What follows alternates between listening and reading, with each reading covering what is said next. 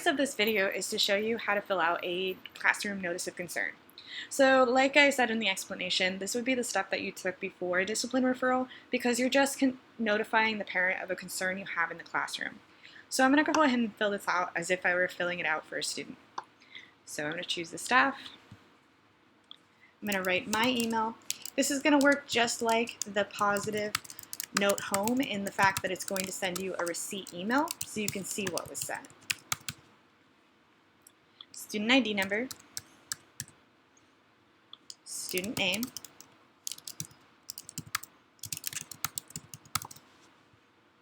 and the date. So again, this does not have to be the date that you're filling out the form. It can also be for a previous date that the behavior occurred on. So that way you're just a little bit more specific on what happened. So I'm just going to pick Thursday. Period. 1. And then with the description of the concern, what I did is, again, I communicated with other teachers to ask what they would like on here. These are some of the things that they came up with. I did put an other part, so if you don't want, or you don't see something there that you want, you can go ahead and write it in right here. So in this case, I'm just going to say they're missing 3 or more assignments, and they have an F in the class due to incomplete work. So prior actions by referring staff.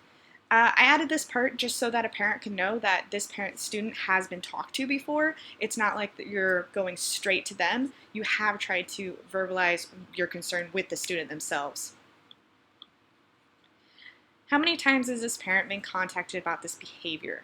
So this is just so you have for your records, or next time you send this, you just know how many times this was sent.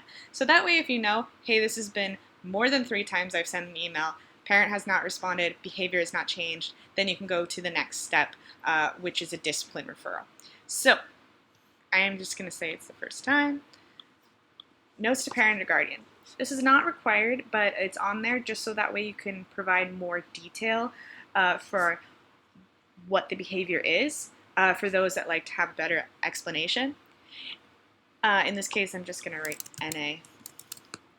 And then the password, it's going to be the same as it is for the positive note. And again, this is just so a student can't scan it and fill out one for themselves. So it's going to be TMS Tigers. And remember to capitalize the TMS. Then I'm going to submit it.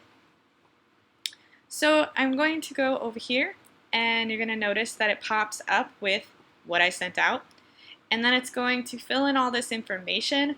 And because I put the student ID number in there, it's going to pull the information on the primary parent email and the secondary email by itself using a VLOOKUP. So it's going to send out the emails, so you're going to see that it's sent to both those emails, and it also sent one to the teacher. So I'll show you what those look like. So for the parent, this is what the email would look like. It's just saying, hey, they got a notice of concern. I'm just trying to communicate with you so that way you guys can have a discussion about it. And then I put the information that was in the notice of concern in a little bit more of a list fashion so the parent can quickly look at it. And then the email that you will get will be for your own records. It's just a receipt email. It'll have all the same information.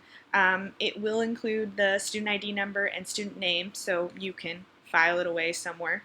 And it's going to tell you the primary parent emails that it was sent to.